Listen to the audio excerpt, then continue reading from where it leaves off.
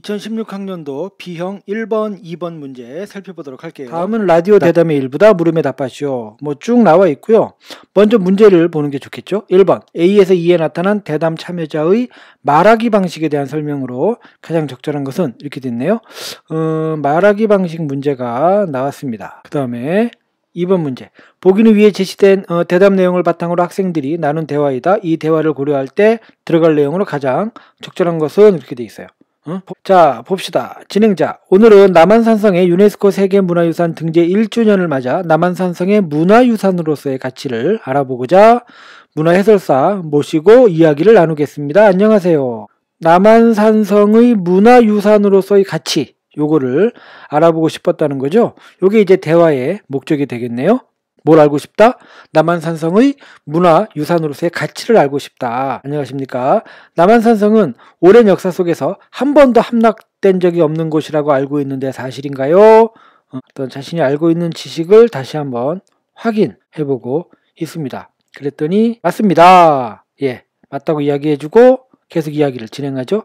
험준한 자연 지형에 적합한 축성술로 성벽을 쌓았기 때문에 적이 공격하기 쉽지 않았습니다. 자연의 축성 기술을 접목한 조상들의 지혜네요. 그렇습니다. 택리지에는 남한산성이 그러한 이유로 큰 전란에도 함락되지 않았다는 기록이 남아있죠. 해서 여기 그러니까 이게 이제 원인이고요. 이런 원인 때문에 함락이 되지 않았다. 그 다음에 인용, 그렇죠? 택리지라는 그 책에 이런 얘기가 나와 있다라는 거 인용하고 있습니다. 그렇군요. 그럼 오늘 대담의 주제와 관련하여 질문 드리겠습니다. 그러니까 현재까지는 주제와 관련한 이야기가 아니었다는 거죠. 남한산성은 문화유산으로서 어떤 가치를 지니고 있나요? 이제 드디어 그 남한산성이 문화유산으로서 어떤 가치를 가지고 있는지에 대한 질문을 던졌습니다. 그랬더니 이제 진행자가 그러니까 해설사가 남한산성의 가치로는 먼저 시대별 축성술을 보여주는 표본이라는 점을 들 수 있습니다. 여기서요. 먼저라는 말을 합니다. 먼저라는 말을 했다는 거는 항목화 한다는 거죠. 그러니까 요거 하나 말고도 다른 것이 더 있다. 그런 이야기니까 이럴 때 여기다가 1번 번호를 붙여주면 좋겠어요. 시대별 축성술을 보여주는 표본이다. 요게 남한산성이 문화유산으로서의 가치를 가지는 첫 번째 근거가 됩니다. 진행자가 남한산성의 시대별 축성술의 표본이라는 것은 어떤 의미인가요? 해서 상수를 요구하고 있죠. 그게 무슨 말입니까? 좀 더 설명해 주시겠나요? 하니까 해설사가 그것은 하나의 성에서 시대별 축성술의 특징을 볼 수 있다는 것을 의미합니다. 하나의 성에서 시대별 축성술의 특징을 볼 수 있다라고 상수를 요구했더니 그것에 응답해서 실제로 해설사가 상수를 했습니다. 남한산성은 신라시대에 처음 쌓은 주장성을 조선시대에 이르기까지 조금씩 증축한 성이기 때문입니다. 아하, 신라 때 만들었는데 조선 때까지 계속해서 계속 뭔가 업데이트 시켰다는 거죠. 예전에 남한산성에 갔을 때 보니까 성벽을 쌓은 돌의 종류나 쌓은 방식이 조금씩 다르던데 방금 말씀하신 시대별 특징 때문인 것으로 볼 수 있나요? 또 자기가 알고 있는 상황에 대한 지식이 맞는 것인지 확인을 요구하고 있네요. 맞습니다. 예를 들고 있어요. 조선시대 성벽은 옥수수 알 모양으로 다듬은 돌로 쌓았고 조선 영조 때 성벽은 크기와 형태가 다양한 돌을 이어붙이듯이 쌓았습니다. 이처럼 남한산성에서는 시대별로 다른 축성술을 한눈에 볼 수 있죠. 예, 예를 들었어요. 예를 들어서 조선시대 이전의 성벽 이야기했고 그 다음에 어디입니까? 조선 영조 때의 성벽을 또 이야기한 거죠. 청취자 여러분도 남한산성에 가시면 성벽의 돌들을 유심히 살펴보시면 좋겠네요. 그럼 시대별 축성술과 관련된 또 다른 특징에 대한 이야기를 나눠보겠습니다. 요게 이제 그 두 번째 또 다른 특징 일 텐데 아까 첫 번째 나왔잖아요. 두 번째 나눠볼 텐데 이거는 이제 안 나오고 있는 거죠. 끝났습니다. 자, 문제 1번으로 갑시다. 나타난 말하기 방식에 대한 설명이 적절한 거 A 이 부분이요. 진행자는 대담의 취지를 밝히며 대담에서 소개될 내용의 순서를 안내하고 있다라고 했는데 대담의 취지를 밝힌 것은 맞죠. 색깔을 좀 바꿔볼까요? 대담의 취지를 밝힌 것은 맞지만 순서를 안내하고 있지는 않아요. 틀렸고요. 그다음에 B 이 부분이죠. 해설사는 소개할 내용과 관련된 진행자의 배경 지식을 물었다. 그런 거 없죠? 안 됩니다. 그 다음에 C 이 부분이죠. 해설사는 문헌의 내용을 인용했다. 맞죠? 어떤 문헌이었습니까? 택리지.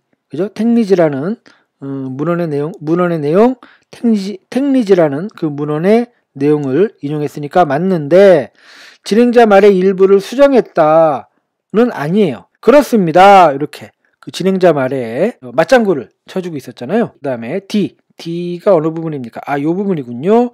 뭐 이렇게 시대별 축성술의 특징을 볼 수 있다 이렇게 쭉 이야기한 거. 진행자는 해설사가 말한 내용이 진행자 자신의 경험과 관련이 있는지 질문을 통해 확인하고 있다. 확인하고 있죠. 그렇죠? 이렇게 그런 걸로 볼 수 있나요? 이렇게 물어봤잖아요. 그래서 이게 이제 다 맞는 말 답이 되겠고요. 마지막 마지막 파트. 진행자는 해설사의 말을 요약한 후 다음에 나눌 이야기를 안내하고 있다 했는데 해설사의 말을 요약한 게 없어요. 그냥 살펴보시면 좋겠네요 라고 했지 요약한 것은 아닙니다. 그래서 여긴 틀렸고 다음에 나눌 이야기를 안내한 요거는 맞았고 일부만 맞았기 때문에 답은 될 수가 없습니다. 답이 4번이었고요. 2번 문제. 보기는 위에 제시된 대답 내용을 바탕으로 학생들이 나눈 대화다. 기억 니은에 들어갈 내용이 뭐냐? 보기. 이번 남한산성 답사의 홍보 포스터를 어떻게 만들지 생각해봤어? 응, 포스터 초안을 만들어봤는데 한번 봐봐.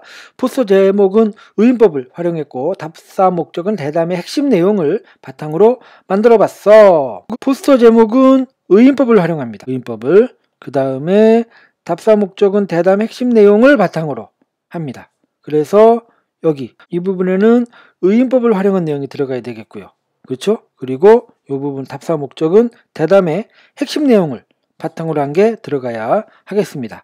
자, 조금 화면 올려볼까요? 이럴 때는요, 문제가 이렇게 나올 때는요, 요거를 따로따로 하나씩 이거 이렇게 따로따로 확인하는 게 좋습니다. 한꺼번에 찾지 마라. 이제 그 얘기입니다. 그래서 이제 보시면 기억, 우리나라 축성술의 꽃 남한산성 맞습니까? 의인법을 활용해야 되니까 안 되겠네요. 이거 되죠? 남한산성이 들려주니까. 여기는 어떻습니까? 의인법 없죠? 여기는 세개 우뚝 썼다. 있죠? 마지막 간직하다. 있죠? 그러니까 의인법만 놓고 본다면 일단 그렇고요. 그 다음에 니은이 뭐였습니까? 여기 대담의 핵심 내용. 그러니까 그 남한산성이 가지고 있는 문화사적 가치가 문화유산으로서의 가치가 뭐였습니까? 시대별 축성술을 보여주기 때문이었잖아요. 그러니까 그런 내용이 나와 있어야 되는 건데 남한산성 축성술에 담긴 과학적 원리. 과학적 원리는 아니잖아요. 틀렸고요. 그러니까 안 됩니다. 그 다음에 2번 남한산성을 답사하며 시대별 축성술의 특징을 살펴보기. 시대별 축성술의 특징. 맞는 얘기죠. 3번 남한산성에 얽힌 항전의 역사. 뭐 전혀 관계없는 내용이 나와 있네요. 그 다음에 유네스코 세계문화유산으로 등재되기까지의 과정 이런 거 관계없는 얘기잖아요. 마지막 옛 주장성을 완벽히 재현해낸 축성술을 중심으로 주장성을 완벽히 재현해냈다. 이런 거 이제 관계없는 얘기. 틀린 거죠. 그러니까 2번만이 답이 될 수가 있는 거겠죠.